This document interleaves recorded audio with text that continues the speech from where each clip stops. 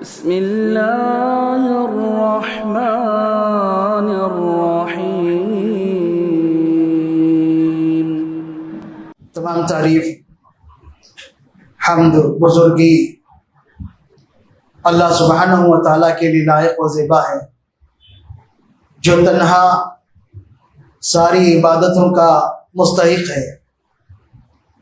تمام انبیاء علیہ الصلوۃ والسلام اور خصوصاً محمد صلی اللہ علیہ وسلم پر بے شمار درود و سلام نازل ہو۔ معزز بزرگوں، نوجوانوں اور خواتین اسلام،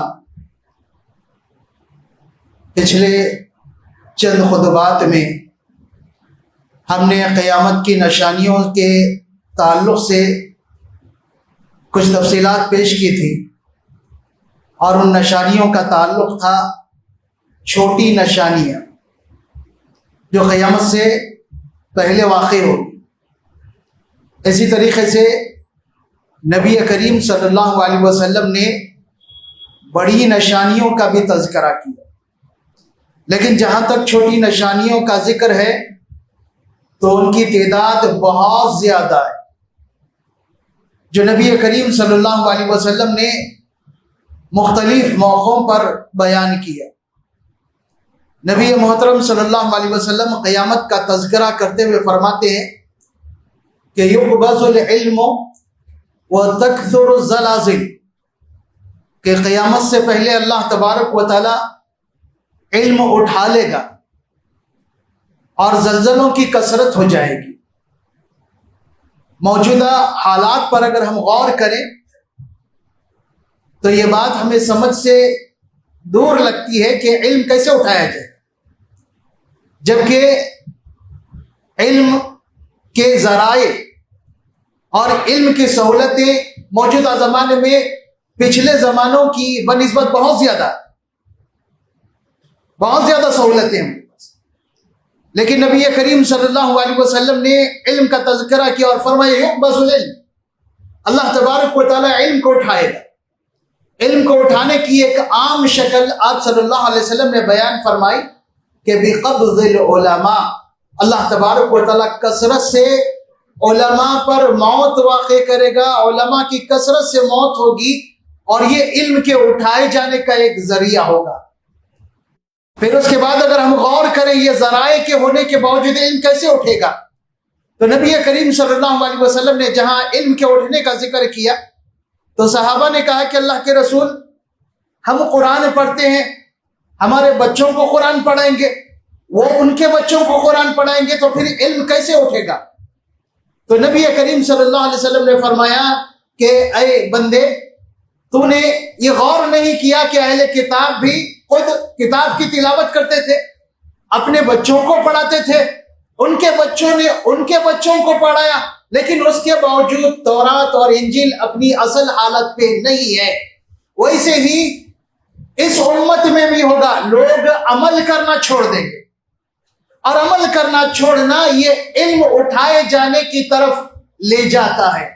آج دیکھیں گے اتنی ساری سہولتیں علم حاصل کرنے کی، لیکن عمل میں کوئی زیادتی دیکھنے میں نہیں ہے، عمل میں دن بدن کمی آ رہی ہے۔ علم زیادہ ہو تو عمل میں زیادتی ہونی چاہیے، لیکن جیسے جیسے علم کے ذرائع بڑھتے جا رہے ہیں عمل میں کمی آتی جا رہی ہے، اور یہ بھی قیامت کی ایک نشانی، اللہ تبارک و تعالیٰ ایسے ہی علم کو اٹھائے گا۔ اس کے بعد نبی کریم صلی اللہ علیہ وسلم فرماتے ہیں وَتَكْثُرُ الزَّلَازِلُ، قیامت کی ایک نشانی ہوگی، زلزلوں کی کثرت ہوگی، دنیا کے مختلف مقامات پر زلزلے آئیں گے، اور یہ زلزلوں کی کثرت قیامت کی نشانی ہوگی۔ نبی کریم صلی اللہ علیہ وسلم نے مزید اپنی احادیث میں بہت ساری نشانیوں کا تذکرہ کیا، اور ایک مقام پر ارشاد فرمایا اِنَّ مِمَّا أَخْشَىٰ عَلَيْكُمْ، کہ وہ بات جس سے میں بہت زیادہ ڈرتا ہوں تمہارے متعلق، قیامت سے پہلے تم فتنوں میں مبتلا ہوں گے۔ کون سے فتنے؟ خواہشات کے فتنے، اور وہ خواہشات کے فتنے تمہیں شرمگاہوں کے فتنوں میں اور مختلف طرح کے فتنوں میں مبتلا کر دیں گے، اور تمہیں دین سے ہٹا دیں گے۔ کئی طرح کے فتنے آئیں گے، نبی کریم صلی اللہ علیہ وسلم کی احادیث کا مطالعہ کریں تو ایک اور قیامت کی نشانی ہمارے سامنے آتی ہے۔ اب صلی اللہ علیہ وسلم فرماتے ہیں یمطر الناس مطرا عاما، کہ قیامت سے قریب ایک نشانی چھوٹی اس کی یہ کہ بارش کثرت سے ہوگی، ولا تنبت الارض شیئا، لیکن بارش کی کثرت کے باوجود زمین سے کچھ بھی پیداوار نہیں ہوگی۔ بارش بہت کثرت سے ہوگی لیکن کچھ بھی پیداوار نہیں ہوگی۔ اسی طریقے سے نبی کریم صلی اللہ علیہ وسلم کا ایک اور ارشاد کہ لا تتبعوا سنن من كان قبلكم حذو النعل بالنار، کہ قیامت سے قریب، قیامت سے پہلے تم تمہارے پہلے والے لوگوں کی پیروی کرو گے، بالکل برابر برابر، جس طرح دو جوتیاں برابر برابر ہوتی اسی طرح جیسے وہ کریں گے ویسے تم بھی کرو گے۔ حتی لو دخلوا جحر ضب لدخلتموہ، یہاں تک کہ اگر وہ کسی غار میں کسی چھوٹے سے بل میں داخل ہو جائیں گے تو تم بھی ان کے پیچھے داخل ہو جاؤ گے، نتیجے کی پرواہ نہیں کرو گے، سوچیں گے نہیں کہ اس کا نتیجہ کیا ہو سکتا ہے۔ اور یہ چیز آج ہم دیکھ رہے ہیں کہ مسلمان اپنی تہذیب رکھتے ہوئے، اپنی تعلیمات رکھتے ہوئے غیروں کی تہذیب پر فخر ہے اور غیر اسلامی تہذیب کو اپنانے کو بڑا اچھا سمجھتے ہیں، بڑا اچھا سمجھتے ہیں۔ اپنی خود قرآن حدیث میں تعلیمات موجود ہیں، اپنی تعلیمات کی پرواہ نہیں۔ قرآن حدیث میں نبی کریم صلی اللہ علیہ وسلم کا اسوہ، نمونہ اور آئیڈیل موجود ہے، اس کی ہمیں پرواہ نہیں۔ ہمارے آئیڈیل یا تو کرکٹ کھلاڑی ہیں یا فلم اسٹار ہے یا کوئی مشہور شخص، اسی کو ہم اپنا آئیڈیل سمجھتے ہیں اور اس کے جو بھی طرز عمل ہے اس کی کاپی کرنے کی کوشش کرتے ہیں۔ کسی نوجوان کو اگر سمجھائیں کہ ٹخنے سے نیچے پہننے سے اسلام منع کرتا ہے، وہ اس پر عمل کرنے کے لیے تیار نہیں ہوگا۔ اگر کل کوئی فلم ایکٹر کسی فلم میں اپنے کپڑے کو گھٹنے کے قریب، ٹخنے اور گھٹنے کے بیچ میں کر لے تو وہ اس کو خوشی خوشی عمل کرے گا، اس کو اپنا لے گا۔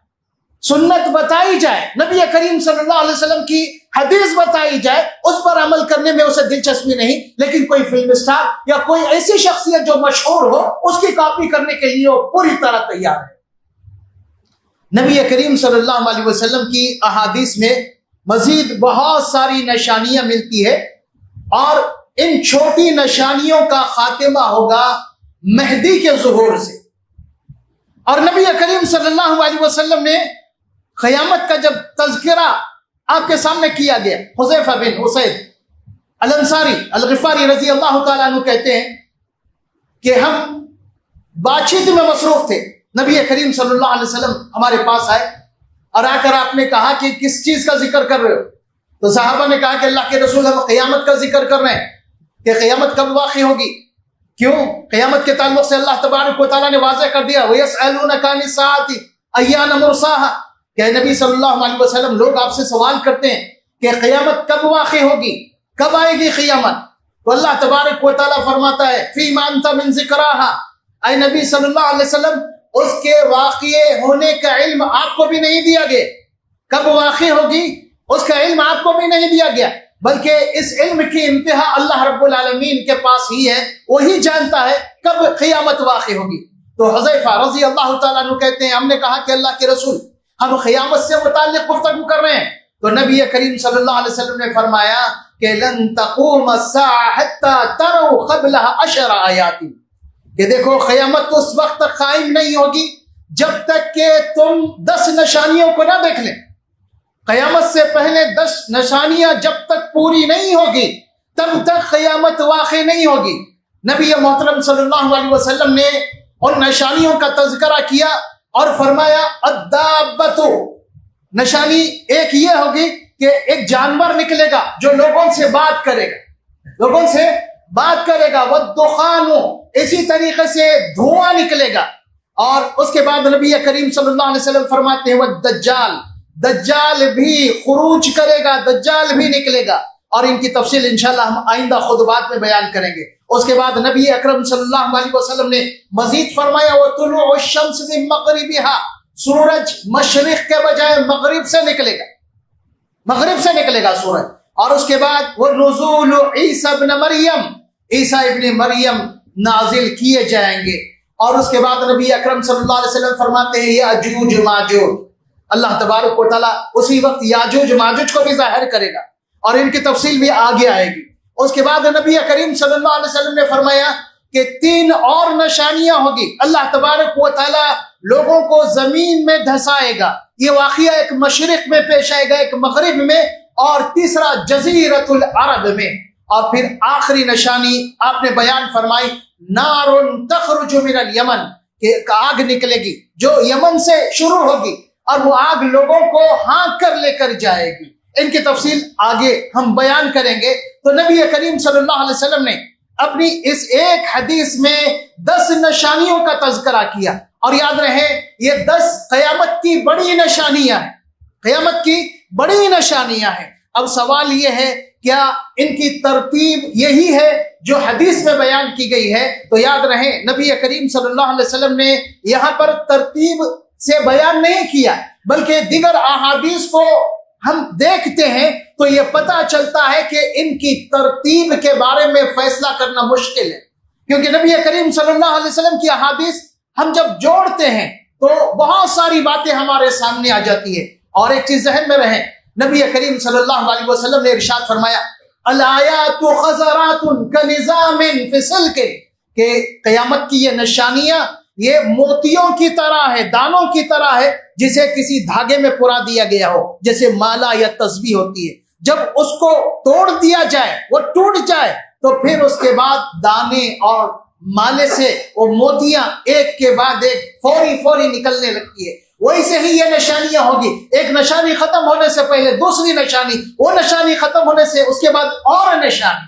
تو امام مہدی کا ذکر اس لیے ضروری ہے کہ امام مہدی کا ظہور چھوٹی نشانیوں کا خاتمہ ہوگا اور بڑی نشانیوں کا آغاز ہوگا۔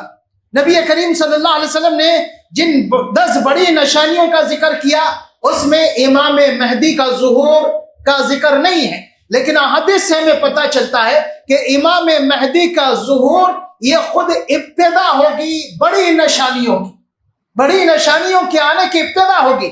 لوگوں کو اطلاع دے دی گئی احادیث میں نبی کریم صلی اللہ علیہ وسلم مہدی آئے ہیں، اب اس کے بعد قیامت کی بڑی نشانی آئیں، قیامت کی بڑی نشانی۔ امام مہدی کون ہے، کون ہوں گے؟ تو یاد رہے نبی کریم صلی اللہ علیہ وسلم نے مہدی کا تذکرہ کیا اور مہدی کے تعلق سے ارشاد فرمایا کچھ باتیں امام مہدی کے تعلق سے ذہن میں رکھنے کی جو ضروری ہے، امام مہدی کے تعلق سے ذہن میں رکھنے کے لیے کچھ باتیں ضروری ہے۔ نبی کریم صلی اللہ علیہ وسلم نے فرمایا المہدی من عترتی من ولد فاطمہ، کہ مہدی میری ہی نسل سے ہوں گے، فاطمہ کی اولاد سے ہوں، فاطمہ رضی اللہ عنہا کی اولاد سے ہوں گے۔ نبی کریم صلی اللہ علیہ وسلم نے مزید مہدی کا تذکرہ کیا اور پیش گوئی کی کہ قیامت اس وقت تک قائم نہیں ہو سکتی جب تک کہ مہدی ظاہر نہ ہو جائے، اور مہدی کا نام میرا نام ہوگا اور ان کے والد کا نام میرے والد کا نام ہوگا، یعنی محمد بن عبداللہ۔ مہدی کا نام محمد بن عبداللہ ہوگا، مہدی لقب ہوگا، نام نہیں۔ مہدی یہ لقب ہے، ان کا نام ہوگا محمد بن عبداللہ۔ محمد بن عبداللہ یہ کیسے ظاہر ہوں گے؟ حضرت علی رضی اللہ تعالیٰ عنہ کہتے ہیں المہدی منا یصلح اللہ فی لیلۃ، امام مہدی کا تعلق اہل بیت سے ہوگا، نبی کریم صلی اللہ علیہ وسلم کے نسل سے ہوگا، اور اللہ تبارک و تعالیٰ ایک ہی رات میں ان کی اصلاح کرے گا، یعنی جس مہم کے لیے انہیں اٹھایا گیا اللہ تبارک و تعالیٰ ایک ہی رات میں اس کی توفیق دے گا اور ساری باتیں انہیں سمجھائے گا۔ مزید نبی کریم صلی اللہ علیہ وسلم نے مہدی کے تعلق سے بہت ساری چیزیں دی، بہت ساری چیزیں بتائی۔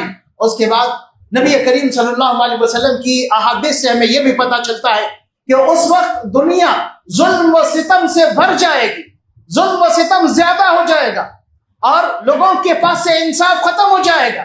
امام مہدی ظلم کو عدل سے بدلیں گے، لوگوں کو انصاف دیں گے، بلکہ نبی کریم صلی اللہ علیہ وسلم نے جہاں مہدی کے زمانے کا تذکرہ کیا فرمایا یسقیہ اللہ الغیث، اللہ تبارک و تعالی مہدی کے پیریڈ میں ان کے وقت میں بہت زیادہ بارش برسائے گا، لوگوں کو جیسے بارش کی ضرورت ہوگی اتنی بارش اللہ تبارک و تعالیٰ ان کو دے گا.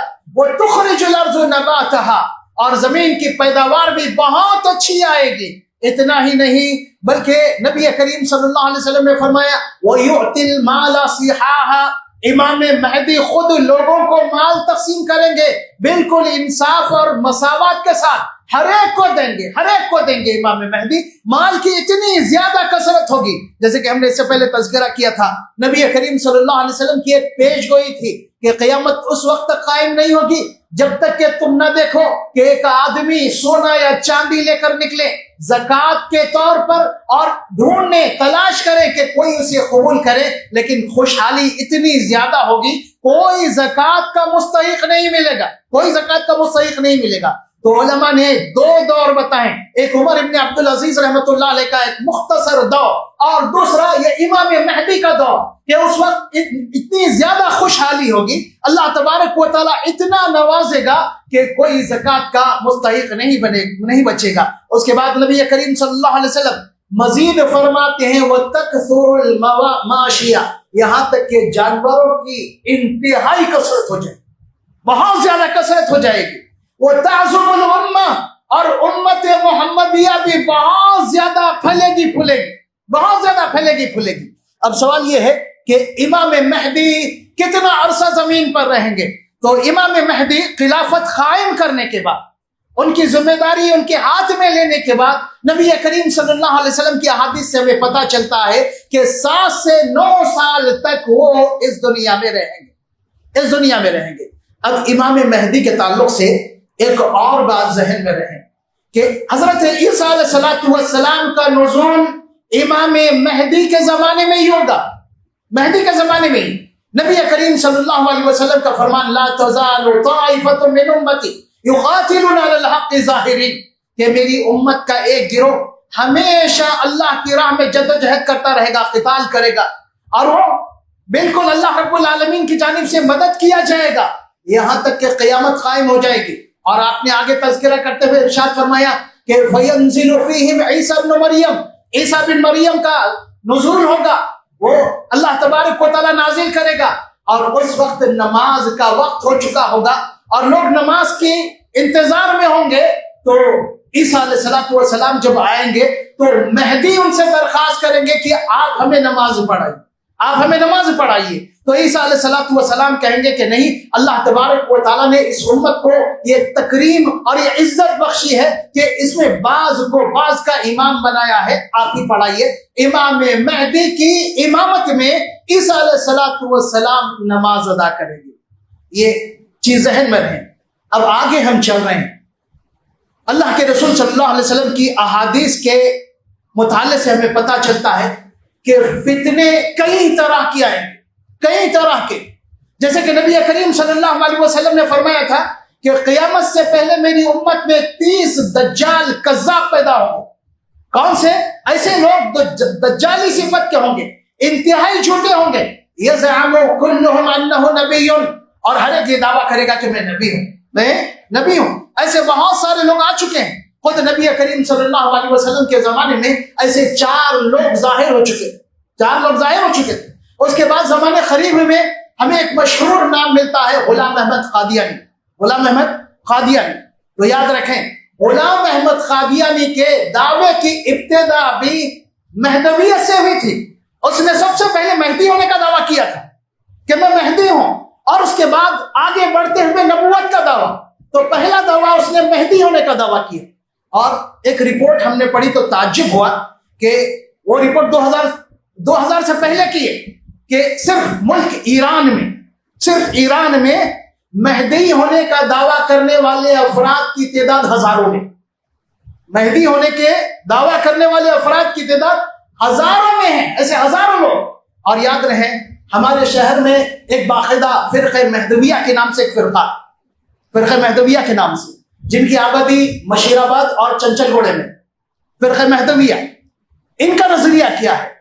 تو ان کا نظریہ ہے محمد جونپور جو یو پی کا ایک شہر ہے، وہاں کے یہ رہنے والے جناب وہ مہدی تھے. 910 ہجری میں ان کا انتقال ہوا، 910 ہجری میں. اور 901 ہجری میں جب وہ حج کے لیے گئے تو کعبۃ اللہ میں وہاں پر صحن میں ٹھہر کر اعلان کیا تھا میں مہدی ہوں. اس کے بعد علماء نے ان کا تعاقب کیا اور انہیں اسلام سے خارج قرار دیا، انہیں اسلام سے خارج قرار دیا، اور ان کے افکار اور ان کے نظریات بالکل باطل ہیں. جو محمد جون پوری کو انبیاء علیہ الصلوۃ والسلام سے افضل مانتے ہیں سوائے محمد صلی اللہ علیہ وسلم کے، اور بھی بہت سارے باطل افکار اور باطل نظریات ہیں جس کی وجہ سے علماء نے ان کا رد کیا اور انہیں اسلام سے خارج قرار دیا. تو یہ محمد جون پوری تھے جو 910 ہجری میں انتقال کی، 910 ہجری میں ان کا انتقال ہو گیا. اور پھر یہی فرقہ پھولا اور پھلا بلوچستان پاکستان میں، اور وہیں مہدیویت کو ماننے والے پھلتے پھولتے گئے.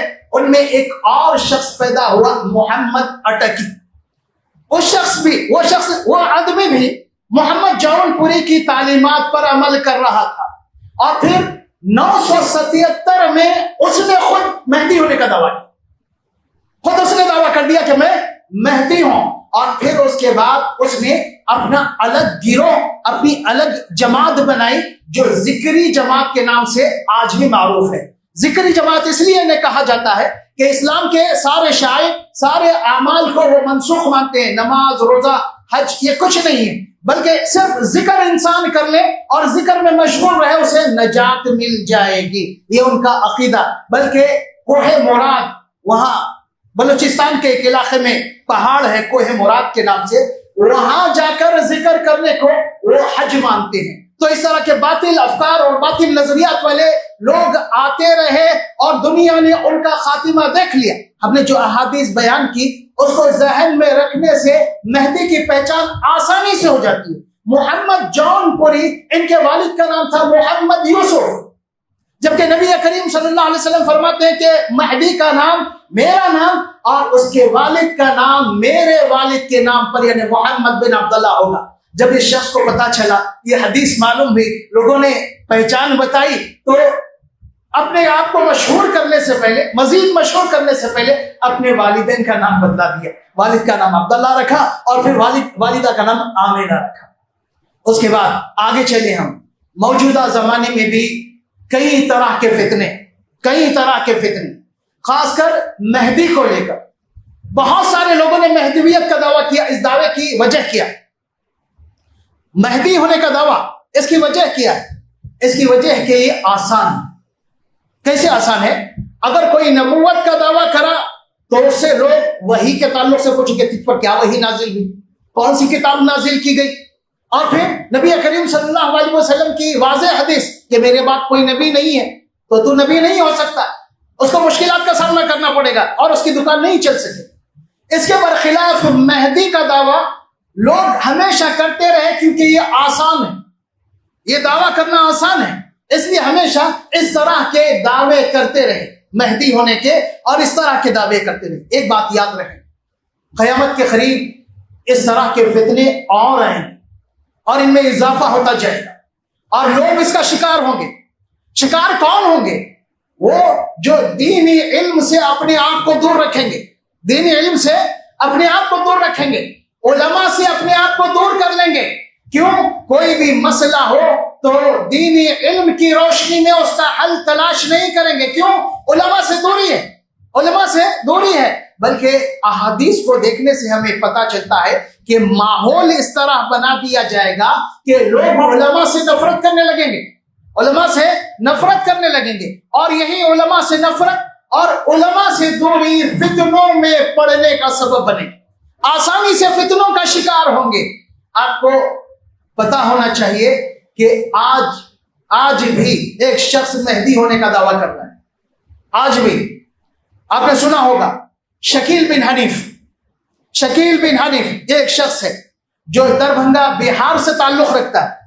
دہلی میں کچھ عرصہ رہا اور وہاں اس نے مہدی ہونے کا دعویٰ کیا، اور جب دہلی والوں نے اس کا تعاقب کیا، اسے پکڑا، تو دہلی چھوڑ کر وہ اب مہاراشٹر کے شہر اورنگ آباد منتقل ہوا اور اورنگ آباد سے ہی اپنی باطل سرگرمیوں کو جاری رکھا ہوا ہے.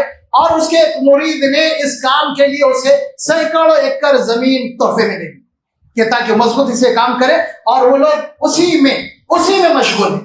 تو یاد رہے شکیل بن حنیف یہ بھی مہدی ہونے کا دعویٰ کر رہا ہے، مہدی ہونے کا دعویٰ کر رہا ہے۔ جیسے کہ ہم نے بتایا کہ مہدی کا ظہور کب ہوگا، مہدی کا ظہور جب ہوگا تو عیسیٰ علیہ السلام بھی اسی وقت آئیں گے، دجال بھی اسی وقت آئے گا۔ مہدی قیامت کی بڑی نشانیوں کا آغاز ہوں گے، ان کے ظہور کے بعد کئی نشانی آئے گی، کئی نشانی آئے گی۔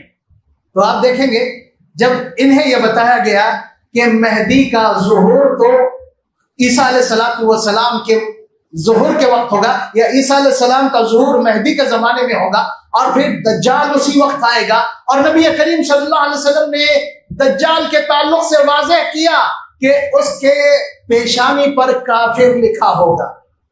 اب ان لوگوں کا جواب سنیے۔ وہ لوگ کہتے ہیں، شکیل بن حنیف اور اس کے ماننے والے، کہ دجال امریکہ اور فرانس ہے، دجال امریکہ اور فرانس ہے، امریکہ اور فرانس ہے تو پھر پیشانی پر کافر لکھا ہوگا۔ تو اب وہ لوگ کیا کیے، ایک نیا بہانہ ڈھونڈے، امریکہ کا کا لے لیا اور فرانس کا پھر لے لیا، کافر بنا دیا۔ دیکھو کافر اس کے اندر ہے، امریکہ فرانس، امریکہ کے آخر میں کا اور پھر فرانس کے آخر میں فرانس کا فارا، دونوں ملا دے جوڑ دے تو کافر ہے۔ تو یاد رہیں یہ جھوٹ ہے، یہ ان کی مکاری ہے۔ اور ان کے تعلق سے ایک بات واضح کروں، یہ لوگ حلیے سے اب تک جتنے لوگ پکڑے گئے ہیں، جتنے لوگ اس فتنے کو پھیلاتے ہوئے پکڑے گئے ہیں، ان کا حلیہ اور ان کی شکل دیکھیں آپ تو بہت ہی دیندار لگیں گے، بہت ہی دیندار، بڑی بڑی داڑیاں ہیں، اور لباس بھی کرتا پیجامہ اور اس طرح کا لباس جیسے بہت دیندار لگے، اس طرح کا لباس اختیار کیے ہوئے، اور یہ شکار بنا رہے ہیں۔ کسے ٹارگٹ کر رہے ہیں؟ ایسے بچوں کو جو عصری تعلیم سے جڑے ہوئے ہیں اور دینی تعلیم سے ان کا تعلق نہیں، دینی تعلیم سے ان کا تعلق نہیں ہے۔ ان کے بھٹکانے کا آغاز کیسے ہو رہا ہے؟ اب تک کے جو واقعات سامنے آئے ہیں پتہ چلتا ہے کہ یہ شروع میں قیامت کی نشانیوں کا تذکرہ کرتے ہیں۔ دیکھیے قیامت کی نشانیاں جاننا، صحیح طور پر جاننا کتنا ضروری ہے۔ ان کا آغاز، کسی کو بھٹکانے کا آغاز کیسے ہوتا ہے؟ قیامت کی نشانیوں کا ذکر کرتے ہیں، اور پھر جب بڑی نشانیوں کا ذکر آتا ہے، مہدی کا تذکر آتا ہے، دجال کا تذکر آتا ہے، تو یہ ثابت کرنے کی کوشش کرتے ہیں کہ وہ مہدی جس کا احادیث میں ذکر کیا گیا ہے وہ شکیل بن حنیف ہے۔ اور پھر جیسے کہ ہم نے استدلال بتایا دجال کے تعلق سے کہ امریکہ اور فرانس ملا کر کافر بنایا، اسی طریقے سے بہت ساری چیزیں لا کر اس کے دماغ میں ڈال دی جاتی، اور اس سے پہلے ان باتوں سے پہلے اسے متنفر کیا جاتا ہے علماء سے اور علم سے، علماء سے علم سے۔ کیوں؟ اگر اس سے کچھ کہیں گے ہم تو یہ فوراً کسی عالم سے رجوع ہوا تو ہمارا کام ویسے ہی رہ جائے گا، تو اس لیے پہلے اسے علماء سے نفرت دلاتے ہیں۔ جب علماء کی نفرت اس کے دل میں اچھی طرح بیٹھ گئی، اس کے بعد شروعات ہوتی ہے ان کے کام کی قیامت کی نشانیوں سے، اور پھر مہدی کا تذکرہ، اور پھر یہ سمجھانے کی کوشش کہ مہدی شکیل بن حنیف ہے۔ تو یاد رہیں شکیل بن حنیف جھوٹا کذاب ہے، اس کی دعوت باطل ہے، اور اللہ تبارک و تعالیٰ اس کو انجام تک پہنچائے گا۔ یہ اچھی طرح ذہن میں رہے، اس کو انجام تک پہنچائے گا۔ ہزاروں افراد تاریخ میں ایسے آ چکے ہیں جنہوں نے دعوے کیے، بلکہ حیدرآباد میں اور بھی بہت سارے لوگ ملیں گے جو ماضی قریب میں ہی مہدی ہونے کا دعویٰ کیے تھے، جیسے کہ ہم نے بتایا کہ مہدی ہونے کا دعویٰ کرنا آسان ہے، لوگوں کے لیے آسان ہے، اس لیے لوگوں میں مشہور ہونے کے لیے اور اپنی اطراف بھیڑ اکٹھا کرنے کے لیے ایک آسان طریقہ مل گیا، جبکہ نبی کریم صلی اللہ علیہ وسلم نے مہدی کا تذکرہ کیا تو مہدی کی پوری تفصیلات بیان کی۔ ایک مہدی نبی کریم صلی اللہ علیہ وسلم کے خاندان حضرت فاطمہ کی اولاد سے ہو، دوسرا نام محمد بن عبداللہ ہوگا، یہ شکیل بن حنیف، مہدی کا نام محمد بن عبداللہ، اور یہ دعویٰ کرنے والا شکیل بن حنیف ہے، یہ ہو ہی نہیں سکتا۔ پھر نبی کریم صلی اللہ علیہ وسلم نے مزید مہدی کے تعلق سے فرمایا کہ مہدی کے زمانے میں انتہائی خوشحالی ہوگی اور لوگ بہت ہی اچھی حالت میں ہوں گے، بہت ہی اچھی حالت میں. جیسے کہ ہم نے بتایا کہ خود امام مہدی لوگوں میں مال تقسیم کریں گے، مال تقسیم کریں گے ان کی ضروریات کے مطابق عدل و انصاف کے ذریعے. اور پھر امام مہدی کے زمانے میں ہی اللہ تبارک و تعالیٰ اچھی طرح بارش برسائے گا، زمین کی پیداوار بہت زیادہ ہو جائے گی، اور پھر جانور بھی بہت زیادہ ہو جائیں گے، اور پھر امت محمدیہ بھی بہت زیادہ پھیل جائے گی. تعظم الامہ، امت محمدیہ بڑی عظیم ہو جائے گی، بہت زیادہ ہو جائے گی، جس سے اندازہ ہوتا ہے کہ امت محمدیہ کی تعداد میں، ان کی تعداد میں، ان کی آبادی میں اللہ تبارک و تعالیٰ بہت زیادہ اضافہ کرے گا، بہت زیادہ اضافہ کرے گا. تو اس طرح کے فتنے آتے رہیں گے. ان باتوں کو اگر اپنے ذہن میں رکھیں مہدی کے تعلق سے تو فوری طور پر آپ اسے سمجھ سکتے ہیں کہ یہ کتنا بڑا جھوٹا ہے، یہ جھوٹا ہے، اس کے باتوں میں کوئی دم نہیں ہے. جیسا کہ ہم نے بتایا کہ اس طرح کے فتنے آتے رہیں گے. اب ان فتنوں کی روک تھام کے لیے کیا کرنا چاہیے؟ فتنوں کی روک تھام کے لیے کیا کرنا چاہیے؟ کیوں؟ جیسے ہماری مسجد میں اتنے لوگ ہیں، اگر اتنے سارے لوگوں میں سے پورے نہیں، ایک 5 آدمی 10 آدمی بھی کسی فتنے میں پڑ جائے تو یہ بہت بڑی مصیبت والی بات ہے، بہت بڑی بات ہے. کیوں؟ وہ 5-10 آدمی دوسروں کے فتنے کا سبب بنیں گے، دوسروں کے بگاڑ کا سبب بنیں گے. تو اس لیے کیا کرنا چاہیے؟ اس کے لیے سب سے پہلے جو کام ہمیں کرنا ہے وہ ہے علم کو عام کرنا. علم کو عام کرنا. علم کو عام کرنے کے طریقے کیا ہو سکتے ہیں؟ علم کو عام کرنے کے طریقے ایک تو خطبات جمعہ ہے، اور ہماری مصیبت یہ ہے کہ جمعہ میں لوگ آخر وقت جہاں خطبہ ختم ہوتا ہے وہاں پر آتے ہیں، اور پھر یہ خواہش ہوتی ہے جلد سے جلد خطبہ ختم ہو اور ہماری چھٹی ہو جائے، کہ جبکہ نصیحت کی باتیں اور ہمارے کام آنے والی باتیں، ایمان کو بچانے والی باتیں بیان کی جا رہی، اس کی ہمیں کوئی پرواہ.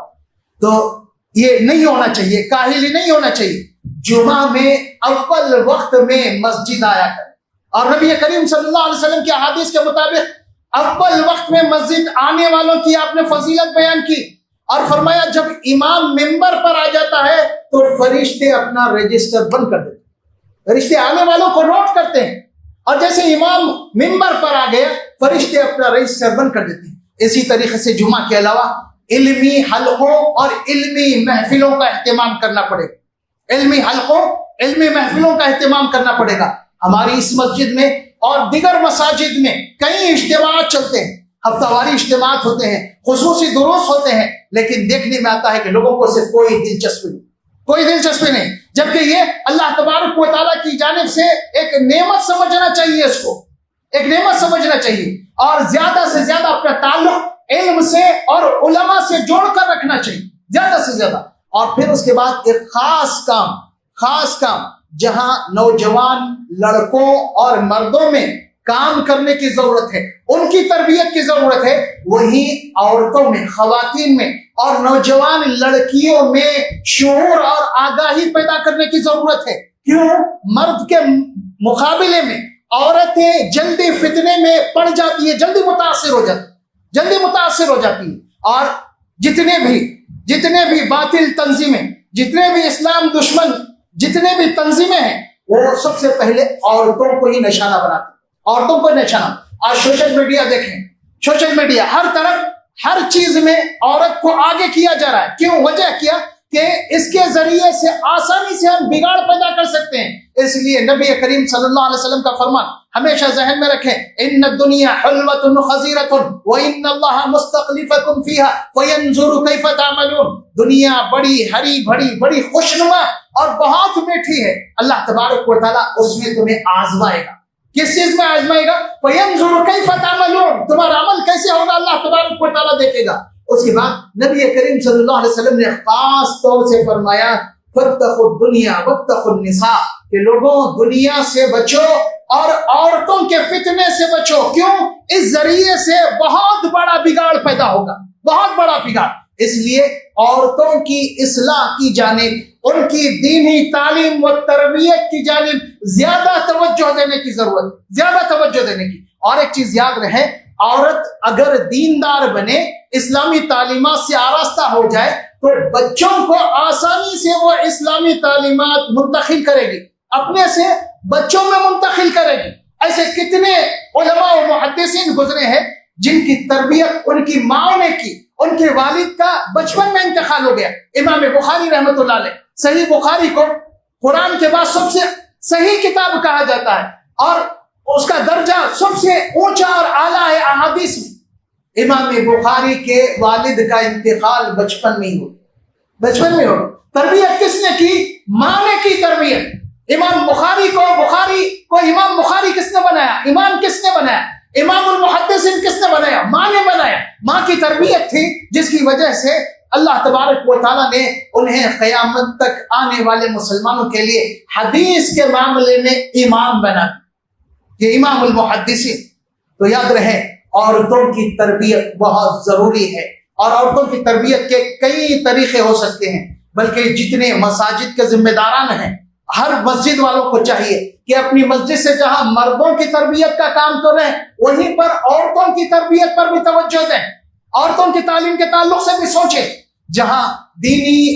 جہاں اسکولوں میں دینی تعلیم کا انتظام کیا جا رہا ہے وہیں پر عورتوں کے لیے خصوصی تعلیم کا انتظام کیا جائے، یہ باتیں ضروری ہے۔ اگر ہم علم سے دور رہیں، علماء سے دور رہیں، تو اس طرح کے فتنے آتے رہیں گے، چاہے مہدویت کے نام پر آئے یا کوئی اور نام سے آئے، آسانی سے شکار ہو جائیں گے اگر علم سے دور ہوئے تو۔ اور نبی کریم صلی اللہ علیہ وسلم کی حدیث ہم نے جو ابھی بتائی کہ لا تتبعن سنن من کان قبلکم حذو النعل بالنار، کہ تم اپنے پہلے والوں کی پیروی کرو گے، یعنی یہود و نصارہ کی۔ کیسے؟ برابر جس طرح دو جوتیاں ہوتی ہے۔ کیوں پیروی کرنے کی وجہ کیا؟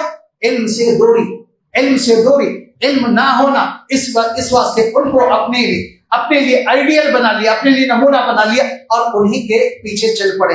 آج حالات ویسے ہی ہے، تو ضرورت اس بات کی ہے کہ ہم اپنے آپ کو بچائیں، اپنے بیوی بچوں کو بچائیں، اور عام مسلمانوں کے تعلق سے بھی فکر کریں کہ انہیں کیسے فتنوں سے بچایا جا سکتا ہے، اور اس کے لیے قیامت کی نشانیوں کا تذکرہ بھی ضروری ہے تاکہ ہمیں سمجھ میں آئے کہ کب کیا ہوگا اور کس طرح کے فتنے آتے رہیں گے۔ اللہ تبارک و تعالیٰ سے دعا ہے کہ اللہ تبارک و تعالیٰ ہمیں فتنوں سے محفوظ رکھیں، خالص کتاب و سنت پر عمل کرنے کی توفیق عطا فرمائے، ہر قسم کے بگاڑ سے اللہ رب العالمین ہماری حفاظت فرمائے۔ اقول قولی ھذا استغفر اللہ لی ولکم ولسائر المسلمین۔